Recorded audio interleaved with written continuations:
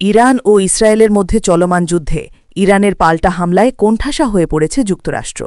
সমুদ্রপথে মার্কিন জাহাজে ভয়াবহ অগ্নিকাণ্ড এবং বিস্ফোরণের ছবি শোরগোল সৃষ্টি করেছে। যুদ্ধের ৪০ দিন অতিক্রান্ত হলেও ইরানকে দমাতে পারেননি ডোনাল্ড ট্রাম্প। ইরান আরও শক্তিশালী হামলা চালাচ্ছে এবং যুক্তরাষ্ট্রের যুদ্ধবিরতির প্রস্তাব নাকচ করে দিয়েছে। ইরানের এমন আচরণে ক্ষিপ্ত হয়ে ট্রাম্প ঘোষণা করেছেন, আজ রাতই ইরানের জন্য শেষ রাত। শর্ত না মানলে এক রাতেই ধ্বংস করে দেওয়া হবে পুরো দেশটিকে। ইরানের রাজপথে নেতাদের বিলবোর্ড এবং মিসাইলের ছবি তাদের অনড় অবস্থানেরই ইঙ্গিত দিচ্ছে। ট্রাম্পের হুঁশিয়ারিকে কোনো পাত্তাই দিচ্ছে না তেহরান। দীর্ঘমেয়াদী যুদ্ধের জন্য ইরান তাদের নতুন প্রজন্মের সৈন্যদের প্রস্তুত করছে। ভূগর্ভস্থ সামরিক ঘাঁটিতে শক্তিশালী মিসাইল মাউন্ট করার ছবি তাদের প্রস্তুতির প্রমাণ।